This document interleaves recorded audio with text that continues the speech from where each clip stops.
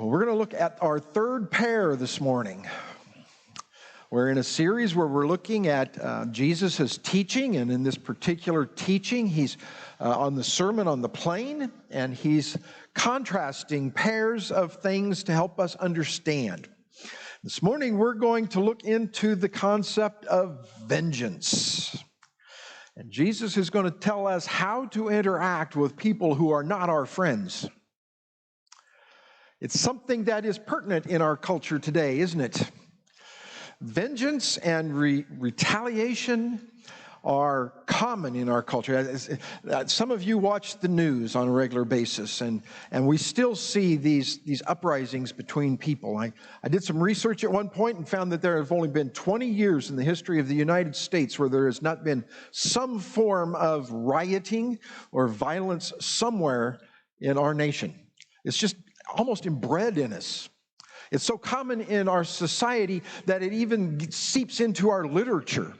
Many of our classic novels and classic books are based on that story of someone being wronged early on.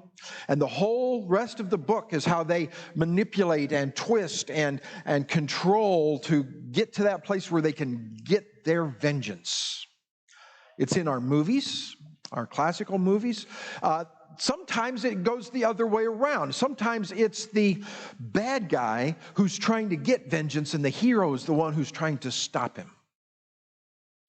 It's just seeped into everything that we do, so much that we can see it in our own lives as well. We can see it in the history of our world, of our culture, where people have taken that vengeance to the point that the movie would be over, wouldn't it? I got my vengeance. I won. But in real life, it doesn't happen that way. In real life, the other guy has friends. And then you have friends. And then your friends have friends. How many people have to die over a stolen pig? For generations. Well, more like decades. The Hatfields and McCoys were killing each other over a stolen pig. Hopefully in our lives it's not quite that dramatic, but we do have those people that are not what we would call friends. We have that coworker who lies about us at work so that he can get our promotion. Or we have that cousin that fights the will so that he can get our inheritance. Or maybe it's not even that dramatic. Maybe it's just that guy that cut us off on the road and got our place in the lane. There's always something, isn't there? People who just aren't our friends. And how does Jesus want us to react to that? How does Jesus want us to respond? Well, you remember last week we talked about all those people that are blessed. Blessed are the poor. Blessed are the hungry. All those people that he pronounced woe over. Blessed are the full. Blessed are the joyful. Or I'm sorry, cursed are the joyful. He contrasted those two, and it automatically set up that dichotomy with those who are on one side and those who are on the other side. So wherever we are, there's going to be someone on the other side. Jesus speaks through all the Gospels as if there are going to be those who are not friendly to us, primarily because of our relationship with Him. How do we react to that? Well, in the first part of our passage today in Luke chapter 6, we're going to see him telling us some things that seem very, very difficult to do, contrary to our natural bent. I'm just going to start reading here in verse 27. It says, "But I say to you who hear," I got to stop right there. Okay, you who hear. Frequently you will read Jesus saying words like, "To those who have ears, let him hear," or "to those who hear." That's a key word there. That's a hint. Jesus is acknowledging that there are people in that group. At this point, he's using it as a transition from teaching the disciples, which he's been talking to up to this point, to the larger crowd. He's looking to the larger crowd now and saying, "To those of you who hear," and that would have been an idiom in their culture for saying, "Those of you who are listening so that you can understand and apply what I'm saying," and he's hinting that there are going to be those who are listening just so they can argue with him later, trying to find fault. So he's saying to those of you who really want to understand, he says, love your enemies. Do good to those who hate you and bless those who curse you. Pray for those who abuse you. To the one who strikes you on the cheek, offer the other also. And for the one who takes away your cloak, do not withhold your tunic either. Give to everyone who begs from you, and from the one who takes away your goods, do not demand them back. And as you wish that others would do to you, do so to them. If you love those who love you, what benefit is that to you? For even sinners love those who love them. And if you do good to those who do good to you, what benefit is that to you? For even sinners do the same. And if you lend it to those from whom you expect to receive, what credit is that to you? Even sinners lend to sinners to get back the same amount. But love your enemies and do good to them, and lend, expecting nothing in return. And your reward will be great, and you will be sons of the Most High. For he is kind to the ungrateful and to the evil. Be merciful, even as your Father is merciful. Now, just real quickly here, this passage is hard to apply, but it's fairly easy to understand. He's basically saying, do good, don't withhold good. He's saying to those people who do bad things to you, don't return bad things to them. When they take from you, when they slap you, when they take your goods, don't take the opportunity to retaliate. Now, I want to camp on just one phrase here, because there's one phrase that I think has been misunderstood, or in some cases been misapplied. Verse 29 says, to the one who strikes you on one cheek, offer the other also. And I understand that there are some groups where they teach that means that you cannot defend yourself. I think that's a misunderstanding of the slap on the cheek. It's important to notice that this is not being assaulted in a back alley somewhere. This is not where somebody's trying to give you literal physical injury. The slap on the cheek in their culture was the ultimate insult. The ultimate compliment was to walk up to someone and kiss them. But when you slapped them on the cheek, you were saying that they were beneath you, that they were somehow not worthy of being in your presence or interacting with you. And so what Jesus is saying here through this entire paragraph, but primarily in that verse it sticks out the best, is don't retaliate to someone because they're insulting you. Don't retaliate for things that are not permanent. In fact, he says, if they're trying to insult you, offer them another chance to insult you. If they slap you on one cheek, instead of fighting back, turn the other cheek and let them slap that one as well. Now, Jesus doesn't say this, but to me, that would mean your insult is of no value to me. I'm more concerned about what Jesus thinks of me than what you think of me. And so I'm going to let you hit me again so that I can be faithful to Jesus. He goes on to talk about loving the unloving person. These people, starting in verse 32, are not doing good things for you. They're not doing things for you that benefit you. They're doing things that are not a benefit for you. But you're supposed to return love for them just the same. That's a hard one for Americans to understand. We don't have the refinement, the specificity of love that the Greek language has. We use the word love to describe every relationship we have. I love my tennis shoes.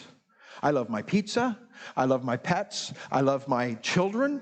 I love my wife. I love everything. All those things. I use the word love to describe. If I have a favorable relationship, love is a reasonable English word to describe that. The Greeks would have thought we were nuts.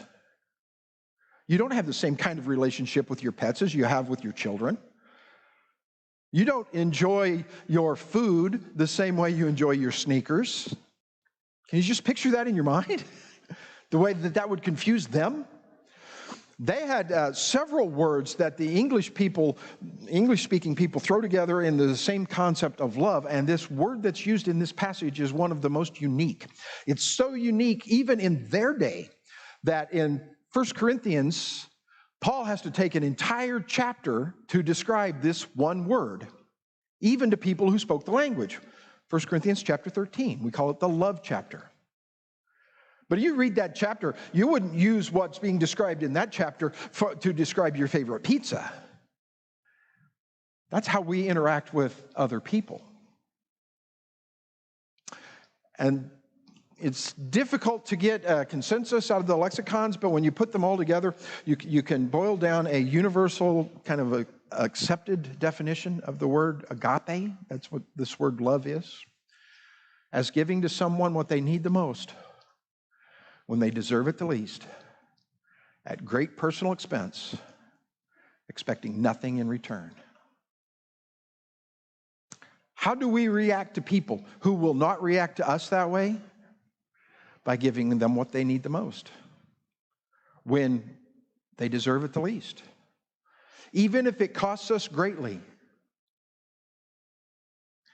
Even if we get nothing in return. Later in Jesus' life, he will demonstrate that kind of love in the most perfect way possible when he allowed himself to be taken to the cross, nailed to it, and die, even though he was innocent. Jesus is calling us to do good rather than withhold good to those who are not necessarily our friends. The next paragraph speaks of forgiving versus condemning. Verse 37 says, "Judge not, and you will not be judged. Condemn not, and you will not be condemned. Forgive, and you will be forgiven. Give, and it will be given to you. Good measure, pressed down, shaken together, running over, will be put into your lap. For with the measure you use, it will be measured back to you." I think this may be, for the believer in Jesus Christ, the scariest verse in the Bible.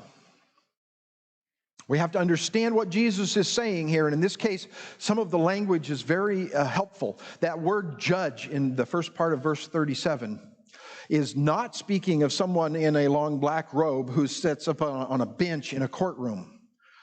This is speaking about an evaluation or evaluation of someone, placing value on a person. The next word is condemn. That's the other end of the spectrum. That's the judge in the long black robe, the person who has the privilege of saying guilty. And this is the fine. And I have the authority to extract it. And we're being asked not to do either one of those. We're being asked not to look at another person and jump to conclusions. Not to look at someone who stays in their house all day and assume that they're lazy. Not to look at somebody who talks too much, okay, and assume that they won't work. Not to look at someone who's different from us and assume that they deserve less than us. Not to look at somebody whose behavior is condemnable and assume you have the privilege of condemning them. Jesus says, as an alternative, forgive them. This word has a lot of meaning for me. When we were very young, we just started my career, and I had bought half a duplex. And we were living in a small duplex in Wichita, and my job wasn't going anywhere, and I was basically told that I had peaked out at that job. So someone recruited me for another job in the Kansas City area in Independence, Missouri. So I decided I was going to move. Well, I couldn't sell the duplex. So I went to the bank.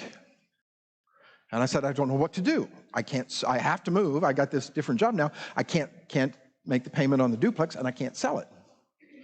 A banker said, and we knew each other, so he kind of knew who I was. And We'd talked quite a few times. And he said to me, don't worry about it. We'll sell it for you. I didn't realize he was going to sell it on the steps of the courthouse, but he sold it for me. And about a week later, I got a notice in the mail that the property had been sold. But it did not bring enough money to pay off the mortgage. And oh boy, you want to talk about panicking. How am I going to pay the rent and what's left on this mortgage? But at the last line of that form, it said something like, the result of this balance, and instead of $1 in there, they had typed the word forgiven. I didn't have to pay the balance. I had a debt I could not pay, and they were not going to make me pay it. And that's an illustration of what Jesus is calling us as believers to do, to forgive. When we've got a right to get vengeance, when we've got a right to retaliate, when every fiber of our being says, I'll get them back, when we know our society would allow us to get them back, we choose not to. We choose to forgive. And then the scary part comes. The scary part comes. And it will be given to you. Good measure, pressed down, shaken together, running over, will be put into your lap.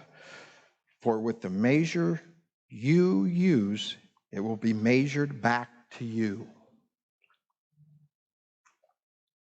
The word give is self-explanatory. But we have to remember that that word is being used in the context of judgment, in the context of retaliation and forgiveness. Jesus is saying, if we refuse to be forgiving,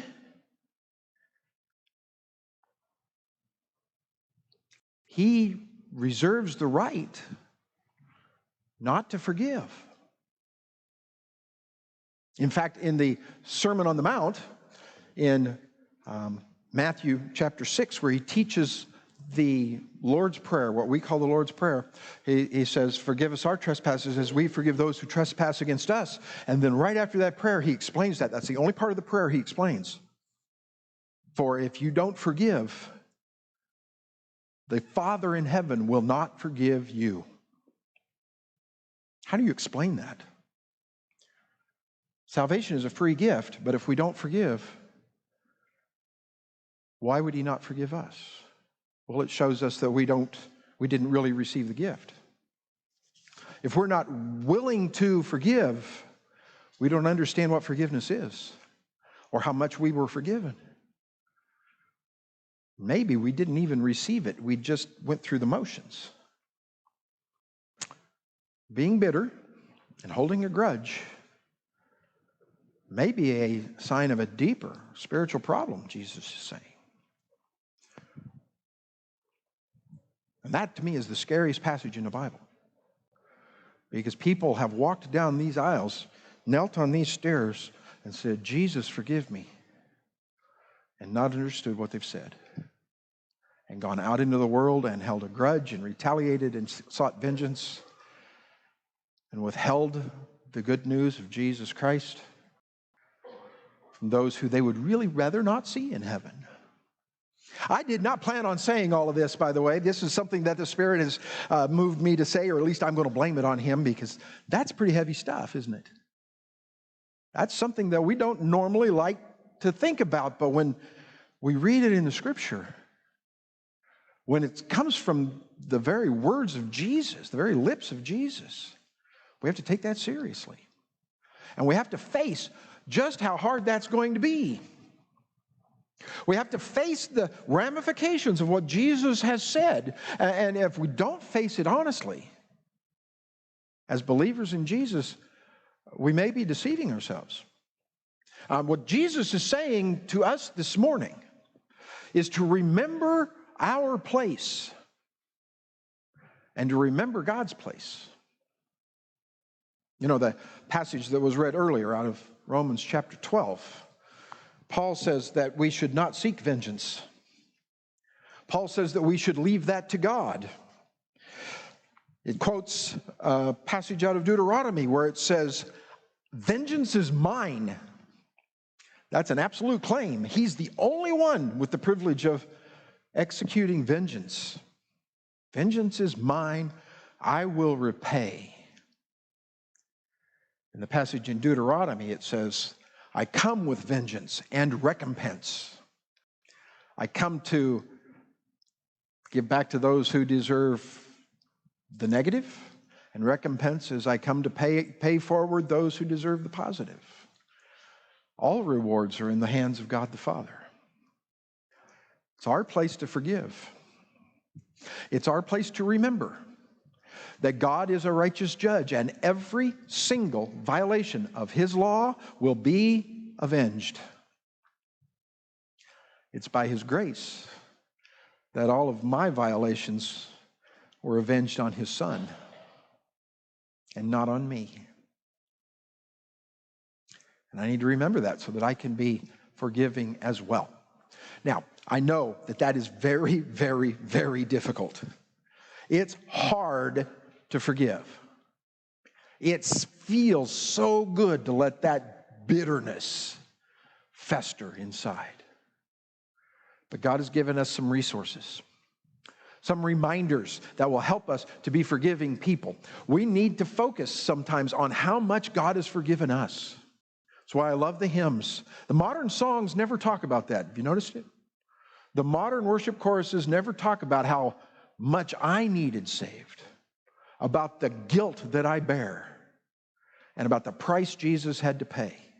It's very rare in modern songs because that doesn't sell. But in the hymns, they talk about the blood of Jesus, and that blood covers my sin. God has forgiven it all. Can't I forgive just that little bit? We can also lean on the church. If you read Matthew again, Matthew chapter 18, there is a passage in there where it talks about how to interact with someone who's not your friend. It goes into detail on how to reconcile that relationship. It says if there's an issue between you and someone else, if somebody's offended you, it says you go to them privately and talk it out. If that doesn't work, then you take one or two witnesses so that they can document everything that's said, so that they can be witnesses of what was said to people. If that doesn't work, then Jesus says, take it before the entire church. And we sometimes label that passage discipline, punishment. But the very next passage, Peter asks, how many times should I forgive? 7 times? And Jesus says, not 7 times, but 70 times 7. A ridiculously large number, as if infinity. There's nothing so great that we should not seek to be reconciled. The third thing we can remember is the nature of God. As we study through His Word, we run across statements of God's nature that is so great and so overwhelming that it should help us to remember that we can be forgiving as well. Remember the second commandment? You shall not make any idols or images and bow down to worship them. It goes on to say, because I am a vengeful God. I am a jealous God. Repaying the wicked to the 3rd and the 4th generation. I think the way it actually says it in the original is visiting the transgressions to the 3rd and the 4th generation. But being gracious to the 1,000th generation of those who love me. When we remember how much God has forgiven, when we remember the church's guideline for how to deal with offenses, and we remember God's nature, it encourages us and strengthens us to be forgiving ourselves. And that's what God is saying to the person who's already a believer in Jesus Christ. Be forgiving. But there's also a message here for those who are not yet believers in Jesus Christ. There's a message for those who have not yet received that gift. The message is, you don't want him repaying you. God is infinite.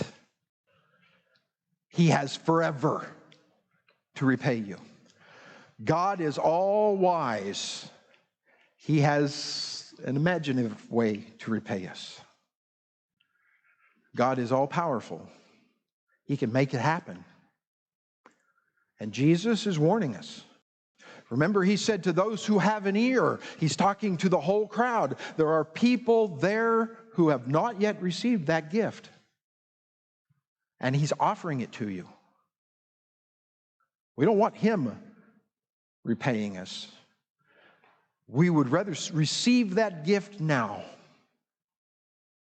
In Ephesians chapter 2, it says, by grace you have been saved through faith, not by works. It is the gift of God.